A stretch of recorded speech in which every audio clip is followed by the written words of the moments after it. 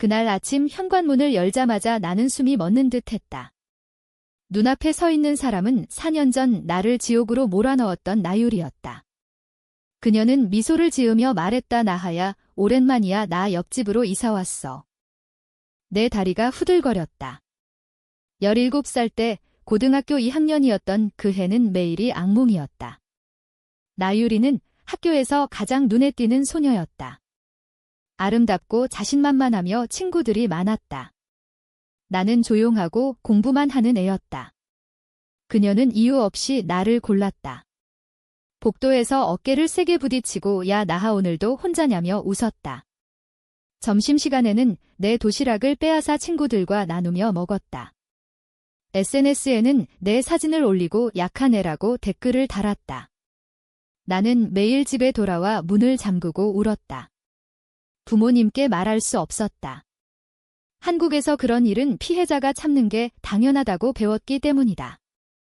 선생님도 부모님도 학교 생활 잘 적응하라는 말만 했다. 왜 지금 여기로 왔어? 나는 떨리는 목소리로 물었다. 가족 사정 때문에 서울로 돌아왔어. 그리고 과거에 했던 일들 진심으로 미안해. 사과할 기회를 주면 좋겠어. 그녀의 눈은 진지했다.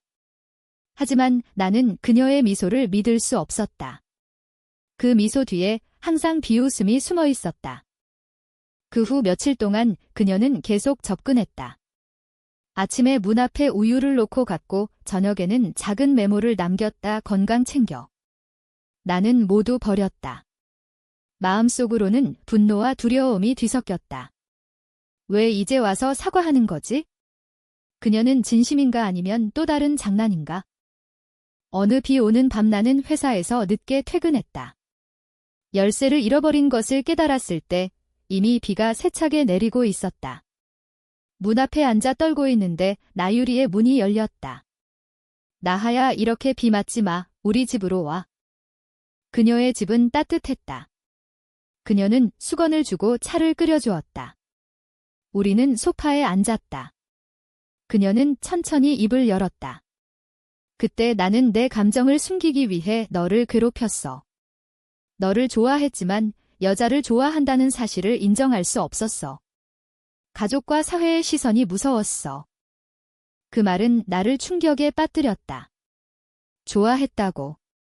그 모든 괴롭힘이 숨겨진 감정의 표현이었다고. 나는 웃음이 나왔다. 그게 말이 돼? 너는 나를 파괴했어? 알아. 그래서 지금 후회하고 있어? 친구부터 시작하자. 그녀의 목소리는 부드러웠다. 그날 우리는 밤늦게까지 이야기를 나눴다. 그녀는 가족의 압력과 이혼한 부모님 이야기를 했다. 나는 조금씩 내 현재 삶을 털어놓았다. 하지만 마음속 상처는 여전히 아팠다. 그녀를 용서할 수 있을까? 아니면 이 모든 게 또 다른 고통의 시작일까? 그 만남 이후 나유리는 매일 작은 행동으로 다가왔다. 주말에 시장에서 장을 보고 오는 길에 그녀가 기다리고 있었다. 같이 저녁 먹을래? 나는 처음에는 거절했다. 하지만 비가 다시 내리기 시작하자 결국 따라갔다. 그녀의 집에서 먹은 간단한 된장찌개는 의외로 맛있었다. 우리는 학교 때 이야기 대신 현재 이야기를 했다. 그녀는 대학을 다니다가 휴학하고 지금은 카페에서 아르바이트를 한다고 했다.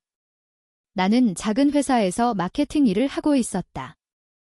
시간이 지나면서 우리는 점점 더 자주 만났다. 어느 날 그녀는 내게 책 한 권을 선물했다. 내가 좋아할 것 같아서. 그 책은 내가 고등학교 때 읽고 싶어 했던 소설이었다. 그녀가 기억하고 있었다는 사실에 나는 놀랐다. 하지만 동시에 불안했다. 그녀가 나를 너무 잘 안다는 게 무서웠다. 내 마음은 점점 복잡해졌다. 낮에는 회사에서 일하며 과거를 잊으려 애썼다. 밤에는 그녀와의 대화가 떠올랐다. 그녀의 눈빛은 진심처럼 보였다. 하지만 17살 때의 상처가 자꾸만 속으로 파고들었다. 내가 그녀를 용서하면 그건 스스로를 배신하는 게 아닐까? 어느 주말 우리는 근처 공원에 갔다. 벤치에 앉아 아이스크림을 먹으며 그녀가 말했다. 나하야, 나 진심이야. 그때의 나는 정말 잘못했어. 이제는 너를 행복하게 해주고 싶어. 나는 고개를 저었다. 쉽게 믿을 수 없어. 너무 많은 아픔이 있었어. 그녀는 고개를 끄덕였다. 알아. 천천히 기다릴게. 그날 집에 돌아와 나는 거울을 봤다. 내 눈에는 여전히 두려움이 남아 있었다. 하지만 동시에 그녀를 향한 이상한 끌림도 느껴졌다. 그녀가 변했다는 걸 인정하고 싶지 않았지만 사실이었다. 그러나 평화는 오래가지 않았다. 옛 학교 친구 하나가 연락해왔다. 나하, 너 요즘 나율이랑 자주 본다며? 조심해. 그 애 아직도 예전처럼 위험할 수 있어? 그 메시지를 본 순간 내 가슴이 철렁 내려앉았다. 과거의 그림자가 다시 드리워졌다. 친구의 경고 이후 나는 다시 거리를 두려 했다. 하지만 나유리는 포기하지 않았다. 어느 날 그녀는 내 회사 근처 카페로 찾아왔다. 그냥 커피 한 잔만 같이 마시자. 우리는 창가 자리에 앉았다. 그녀는 조용히 말했다. 내가 불안해하는 거 알아? 하지만 나는 변했어. 증명할게. 그 후 그녀는 매일 작은 도움을 주었다. 내가 야근할 때 도시락을 가져다주고 비 오는 날 우산을 들고 기다렸다. 그런 행동들이 쌓이면서 내 마음의 벽이 조금씩 허물어졌다. 우리는 주말마다 산책을 하고 영화를 봤다. 그녀의 손이 스치면 가슴이 뛰었다. 나는 그 감정을 레즈비언이라는 단어로 설명할 수 없었다. 그냥 그녀와 함께 있는 시간이 편안했다. 하지만 현실은 우리를 가만두지 않았다. 어느 날 어머니가 갑자기 서울로 올라오셨다. 집에 오신 어머니는 나유리를 보고 얼굴이 굳었다. 그 애가 왜 여기 있어? 너를 괴롭혔던 애 아니냐? 나는 설명하려 했다. 이제 달라졌어, 엄마. 어머니는 고개를 저었다. 그런 애랑 가까이 지내지 마. 그리고 여자끼리 너무 붙어 다니는 것도 이상해 보인다. 동네 사람들이 뭐라고 할지 알아. 그 말은 나를 아프게 했다. 한국 사회에서 동성애는 여전히 받아들이기 어려운 주제였다. 어머니의 눈에는 걱정과 실망이 섞여 있었다. 나는 그날 밤 울었다. 가족의 기대와 내 감정 사이에서 갈등했다. 나유리에게 그 이야기를 했다.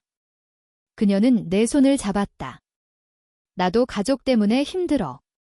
부모님은 아직도 나를 강한 아들처럼 키우려 했어. 하지만 나는 너를 사랑해. 그 말에 나는 처음으로 그녀를 안았다. 따뜻한 포옹이었다. 하지만 마음속으로는 여전히 두려웠다. 이 선택이 옳은지. 우리는 더 조심스럽게 만났다. 하지만 소문은 퍼지기 시작했다. 회사 동료가 물었다. 옆집 여자랑 사귀는 거냐? 나는 부정했지만 속으로는 혼란스러웠다. 관계가 깊어질수록 갈등도 커졌다. 어느 날 옛 학교 동창 모임에 초대받았다. 나유리와 함께 가기로 했다. 하지만 그곳에서 모든 게 무너졌다. 한 친구가 술에 취해 말했다. 야, 나유리, 너 아직도 나하 괴롭히는 거냐? 예전처럼 재미있게. 그 말에 방 안이 조용해졌다. 나는 충격을 받았다. 나유리는 창백해졌다. 그건 옛날 일이야. 이제 달라. 하지만 친구는 웃었다. 너희 둘이 사귀는 거 진짜냐?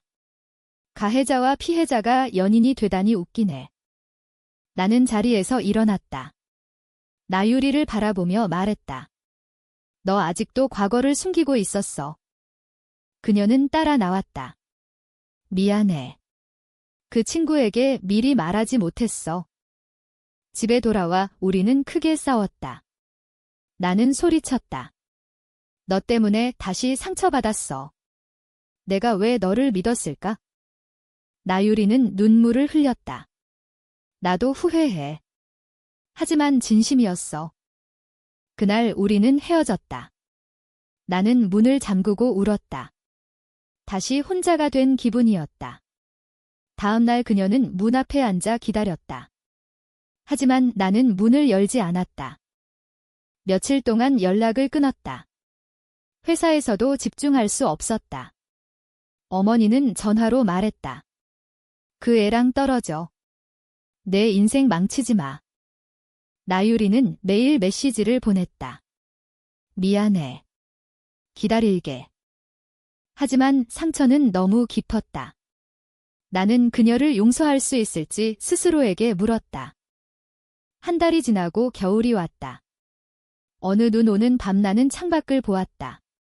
나유리가 문 앞에 서 있었다. 눈을 맞으며 기다리고 있었다. 나는 결국 문을 열었다. 그녀는 떨리는 목소리로 말했다. 나하야, 마지막으로 이야기하고 싶어. 나는 가족에게 모든 걸 밝혔다. 동성애자라는 것도 너를 사랑한다는 것도. 부모님은 화를 내셨지만 나는 포기하지 않을 거야. 너를 위해 모든 걸 걸었어. 그 말에 내 눈물이 흘렀다. 우리는 서로를 안았다. 오랜 시간 동안. 그 후 우리는 천천히 다시 시작했다. 사회의 시선은 여전히 차가웠다. 가족의 반대도 계속됐다. 하지만 우리는 서로를 지켰다. 그녀는 카페를 그만두고 새로운 일을 시작했다. 나는 그녀를 응원했다. 우리는 함께 서울의 작은 골목을 걸으며 미래를 이야기했다. 상처는 완전히 사라지지 않았다. 하지만 그 상처가 우리를 더 강하게 만들었다. 지금 우리는 함께 살고 있다. 옆집에서 시작된 이야기는 한 집이 되었다. 과거의 가해자를 진심으로 사랑하고 연인으로 받아들이는 것이 진정한 용서와 치유인가, 아니면 피해자 스스로에 대한 배신인가? 당신은 어떻게 생각하나요?